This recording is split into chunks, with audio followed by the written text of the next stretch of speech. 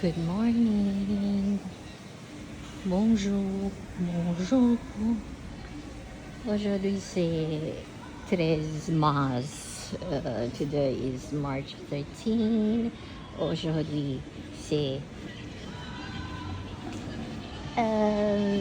vendredi. Yeah, Friday.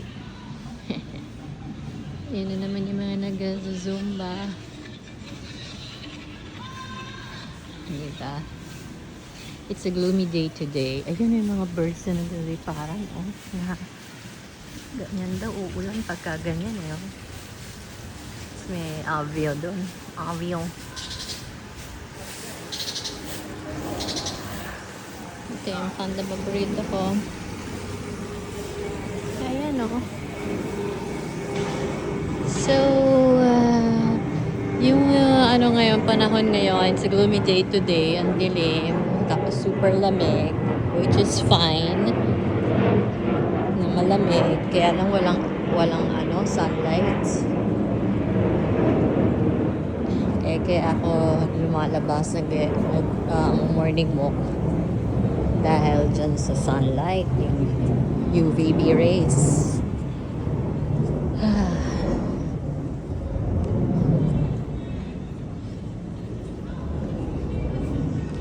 Yun. Meron akong pinagdadaan ng galit eh. Ayoko sanang pag-usapan kasi mapapanood ko to dahil lalo akong masosoak in sa emotion of anger, sadness. Kaya lang kailangan ko ilabas, diba? One time lang ilabas natin, Chiki. I know you're angry, Chiki, sa ginawa ng effing bitch na tao. Hindi ko na sasabihin kung ano siya. Kasi mamaya, panood niya to. Malay ko kayo ni-stalk niya yung YouTube channel ko, di ba? Hindi na papanood pa niya. Ay, wala ang mga ano, meron dalawa doon na fish. Malalaki.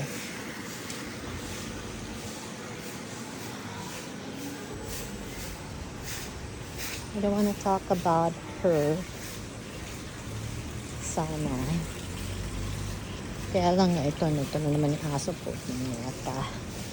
Umiwas nga ako dun eh. Nakasalubong ko pa rin. What the F? Anywho. Buti nakatulog pa rin ako kahit 6 hours. Kahit nagalit ako kagabi. Kasi I try to control my feelings. Feelings of anger. Mostly anger lang.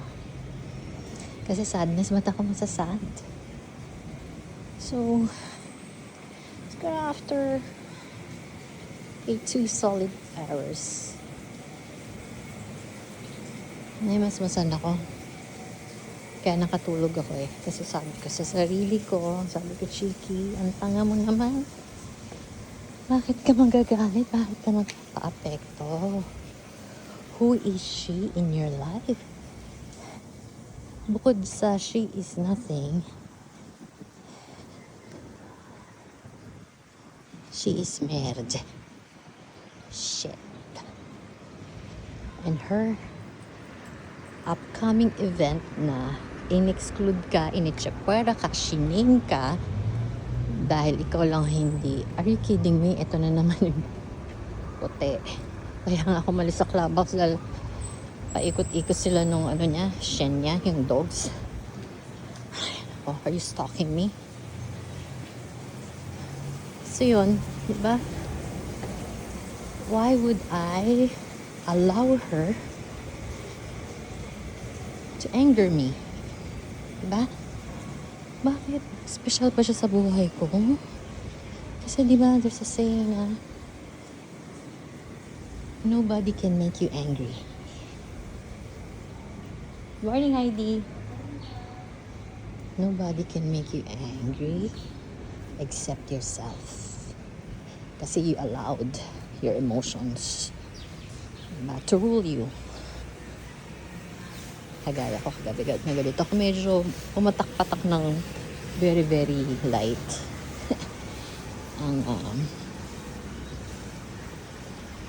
ang tears for fears. So napigilan ko naman. Kasi sabi ko, sayang itong luha. Sayang yung emotions ko. Dapat swimming ako, oh. Di ba ang galing ko transition sa ibang topic. Pati sa thoughts ko, nag-multitask ako eh. Ay, ang dumi-dumi yung sabi, nilinis na yan. Kaya, di ba kahapon closed? Kasi closed for maintenance. Ayan, itong side ng pool na to ang nililinis. Pero, Monday dapat yan. And this one is, every Thursday nililinis. Walang araw. Parang ulan. Nakala ko nga hindi ako matutuloy kasi parang nakita ko kanina dun sa labas ng condo namin na maambon. So it's a happy day today. Why would I be bothered by her? Sino siya sa buhay ko? Di ba? Ang tanga-tanga mo, Jinky. Para nagpa-apekto ka. Yun ang niya eh. Goal niya eh. Di ba? Galitin ako. Hindi. Kung nagalit ako, nagtagumpay siya. Uwian na. Nanalo na siya. Pero hindi. Sa semifinals lang siya nanalo. Kasi yung finale, yung finals, ako ang nanalo. Diba?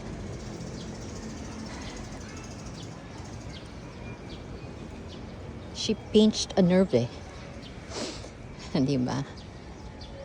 Hindi ko na babanggitin dito yung mga ginawa niya sa akin na crime.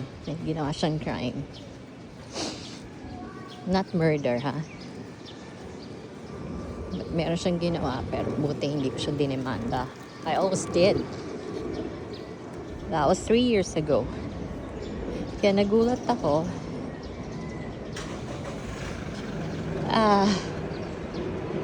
Binaligtad na nga niya ako dun sa crime na ginawa niya. Binaligtad niya ako sa mga kapatid ko na pinrape up ko siya. Galing, di ba? Parang pelikula lang. Sa lahat-lahat ng ayoko ng storyline ng mga pelikula pagka may frame up, ino-off ko talaga. So, nag-commit siya ng crime against me. Talagang valid yung na talaga siya ang nag-commit ng crime, which is fraud. Ayan, sabihin ko na kasi baka mag-isip pa yung iba kung anong klaseng crime. Credit card fraud. Okay. There. Bob's your uncle.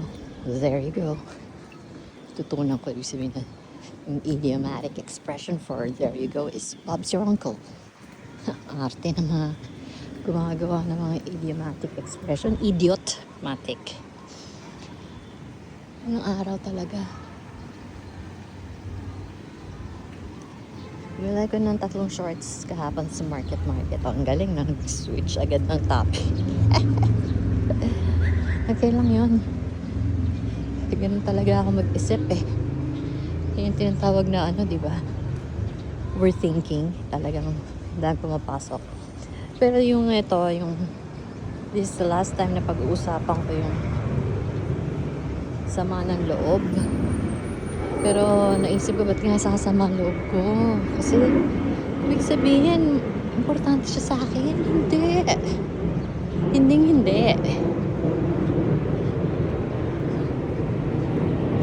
So, sayang, di ba? Kung gagalitin ko sarili ko, inisin ko sarili ko, magiging unhappy ako. Akala niyo madidepress pa ako.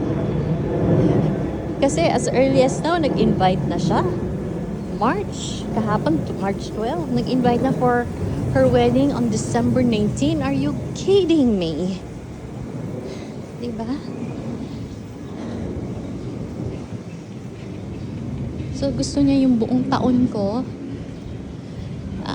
Ilang months pa ba yan to go? April, May, June, July, August, September, October, November. Just 9 months to go. No? Akala niya masisira niya yung buhay ko. Diba? Kasi sino ba naman ang hindi magagalit? Alam niyo, magagalit ako. Sino man hindi magagalit? Lahat inimbita.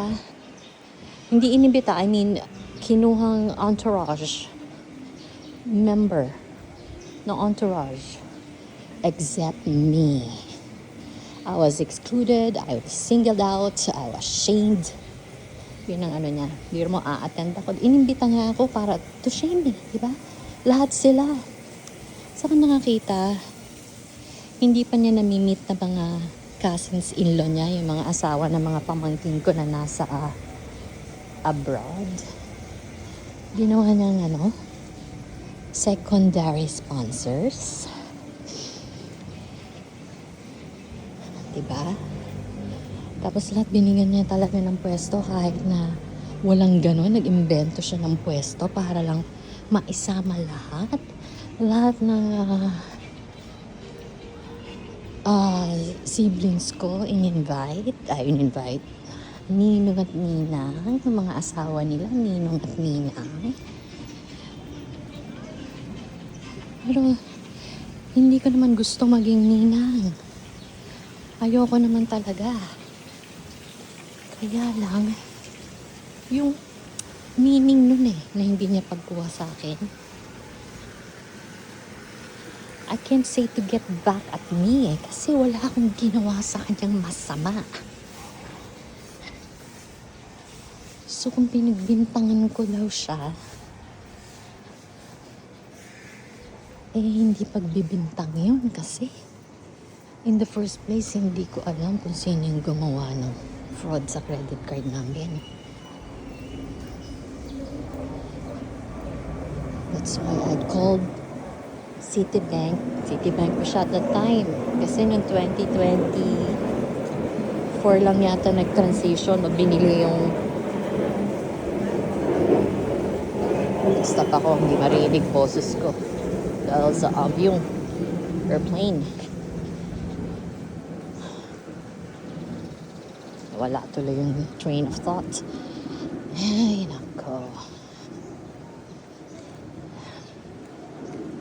Pero hindi ko na ikikwento dito kasi lalo ako nababattery. Ayaw nga pala hindi na ako nababattery. Kasi poop lang siya eh. Mas mababa pa nga siya sa poop eh. Sa totoo lang. Kaya dapat yung mga ganon tinatapon sa basura or fina-flush. Kung meron pang term, lower term for garbage, for shit, siya yun. But I will not give her much attention.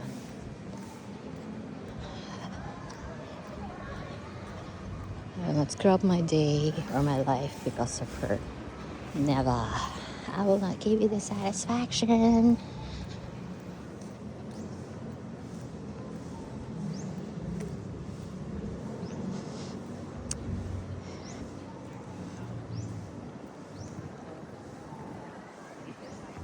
Okay, hindi na ako nag-wear nung aking watch. Aking smartwatch na Redmi Watch 5 para hindi na ako mag-count ng steps. Hindi ako na. Bakit akala ko tapos na sila. Ayoko na mag-count ng steps. Nai-stress na ako. Yun na sila. Dito ako dumaan sa cart para makuhanan ko sila.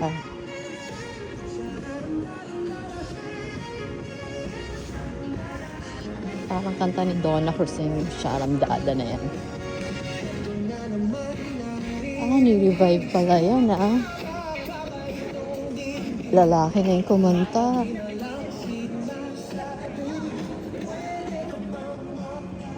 Yung building down there in front of me.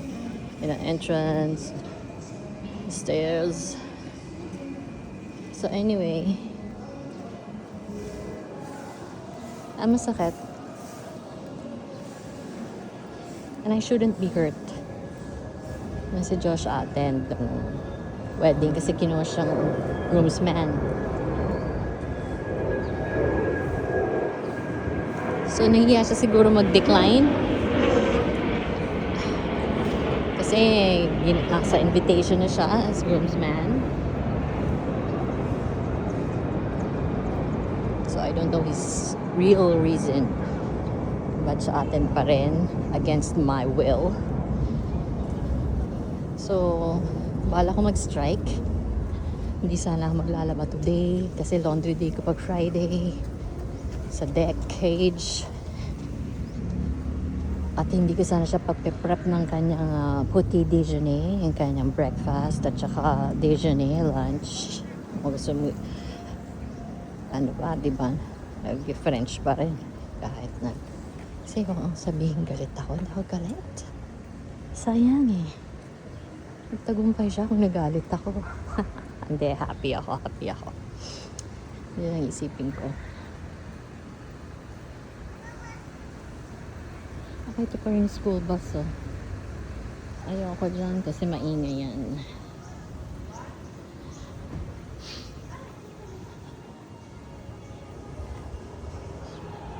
So, buti nakatulog pa rin ako. Yung nga, bala ko sana mag-strike. Yan nga. Dapat aalis ako. Gusto ko lumayas sa sobrang sama ng loob. Pero sabi ko, nagtagumpay talaga siya pagka sinira ko yung buhay ko. Sinira in the sense na, diba, naapektuhan ako.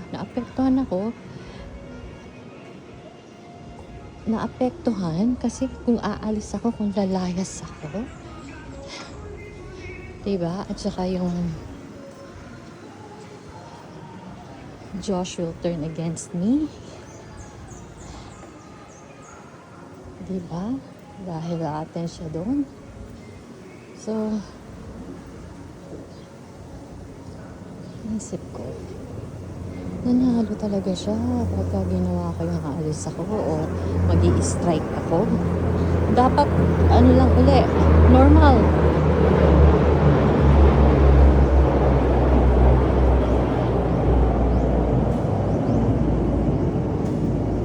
Normal as if nothing happened. Dapat insouciant lang. Chill. Doesn't give a alam niya na yan.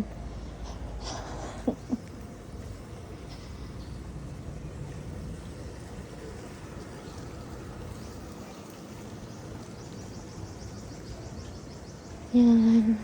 So, diba, lahat kasi sisiraan yung relationship namin mag-ina dahil sa kanya.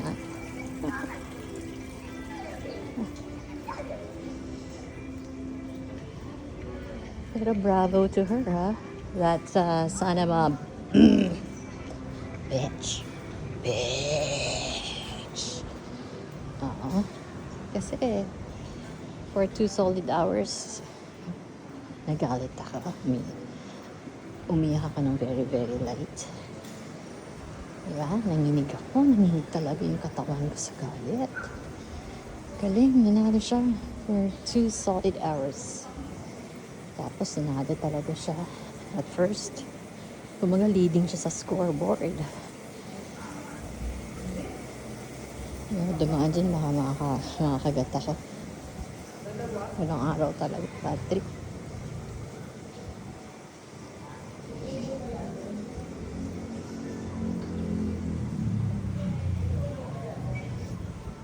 Naku, buong video ko siya yung pinag-usapan ko. Erase. Ay, bago isip ko mag-swimming. Matamad eh. Kaya naalala ko, ah, 26 years ago na ako hindi nagsiswimming. For that reason na nakakatamad. Yung pag-ahon mo, ang lamig. Tapos, maliligo, basang-basa lahat ng suot mo. Even the undies, sneakers, British. Really.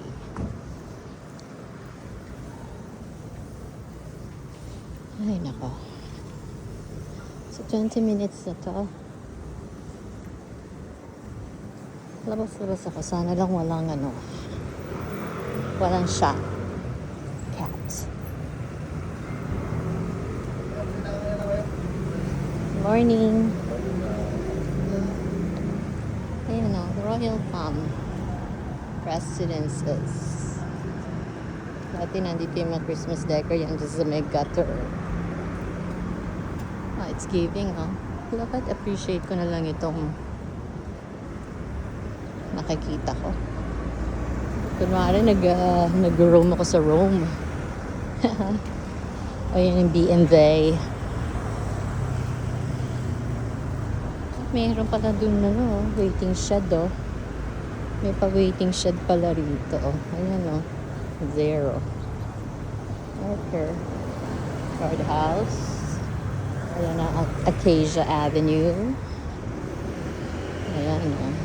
Bawal na dito sa Acacia Estates.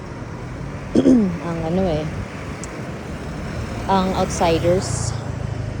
Ang dami kasing pumapasok dito na nagja-jogging, biking.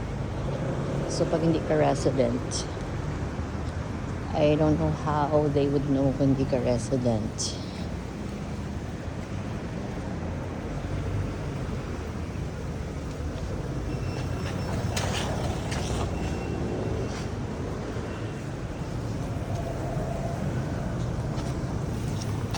Oh, ganda. It's giving, oh.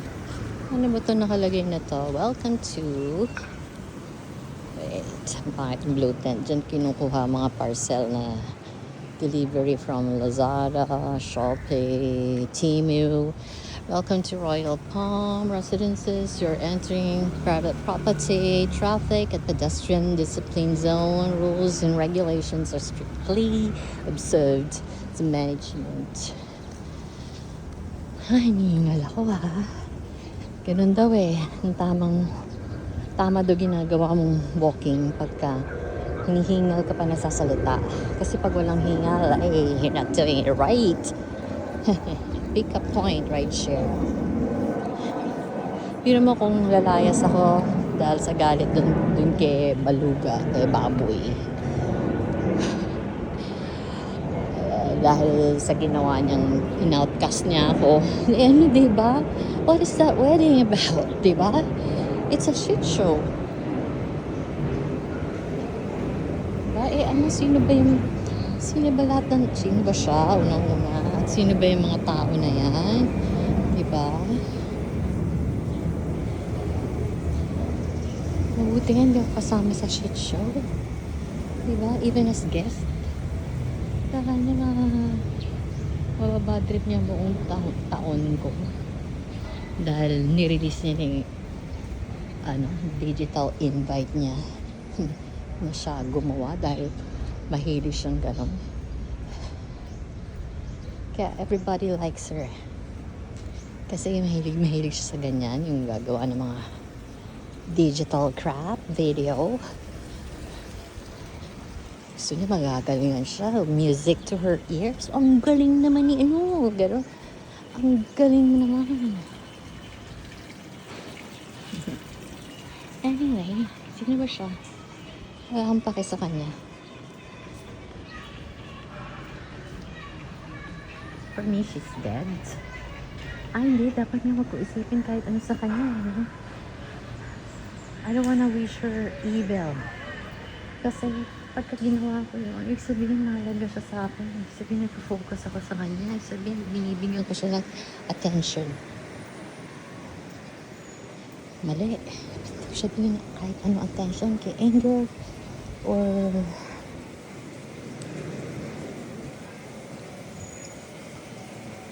happiness. Happiness, I will wish her well. No, I won't do that. I won't wish for anything for her. Kasi blanco. Blanco siya sa akin. Sino siya? Wala na siya. Diba isipin mo ba, like this one, pavement. Would you wish na sana mabaka-baka? Sana magka-pothole ka? O kaya, sana ipagawa ka? Hindi, diba? Hindi ko iniisip itong pavement. It's nothing to me. So, ganun lang siya sa akin. She's nothing to me.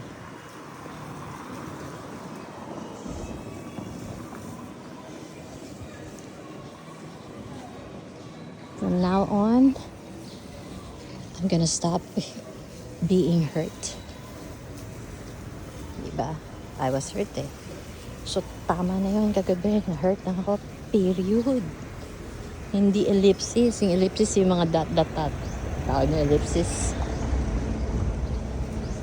Asar ko ng araw. Supposedly, nung 6:45, meron na. And nag-start ako mag-walk 6:47. 1 hour to. Tapos nito, mag-prep ako ng breaking ng anak kong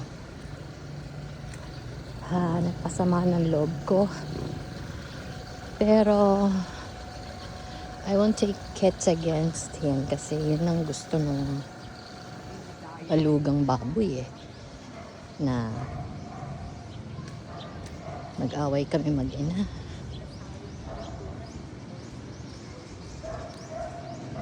So yun. So I'm cutting off all my siblings.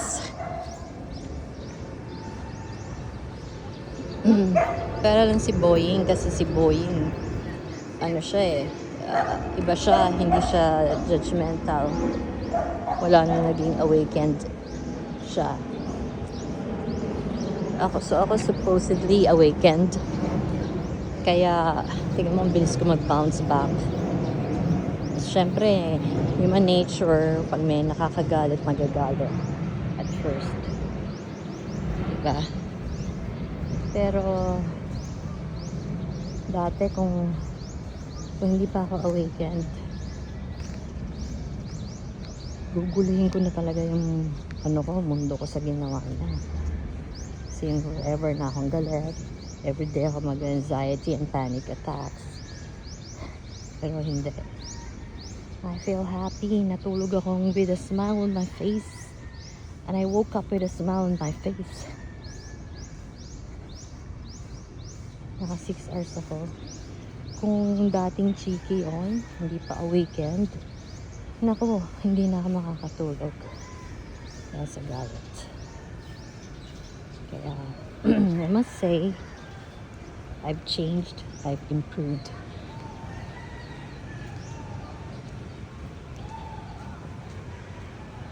And yet, everywhere I turn, there's a dog.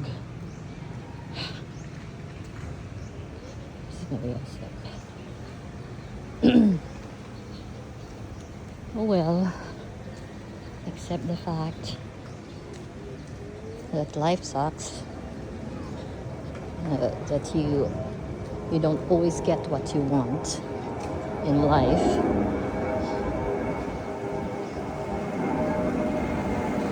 That some people really plan to destroy you or to hurt you.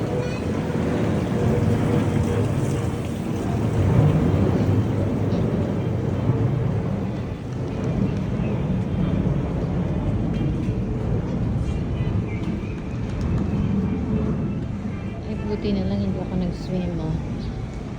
Bawal pala, eh, oh. Ayan, oh, merong zone.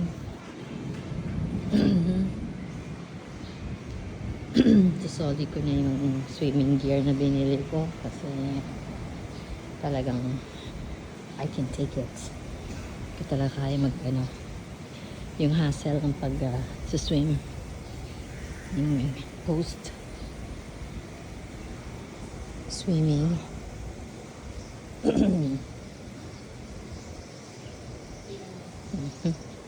Post swimming post swimming nako, hindi ko makuha ang term.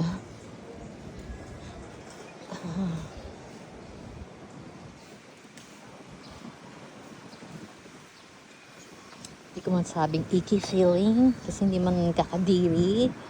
Yung wet feeling, yan. Ayun, medyo may sumisilot na si Haring Araw. Ayun na, meron na doon. Nakaka 30 minutes pa lang ako. Kalahati pa.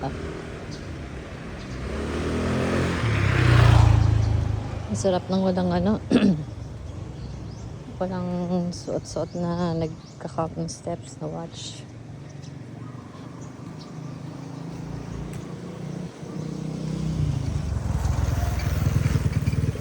Ito na ang araw sa Kata. Ito ang hinahabol ko eh.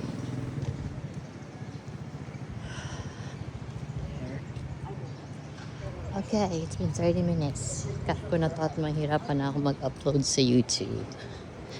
Okay, I wish everyone well, especially me. Chiki, you're strong. Don't get mad anymore. Sipi mo, she's gonna win. If you do stay mad, don't let her win. Don't allow her or give her the satisfaction to screw your life. Okay? I love you, Chiki.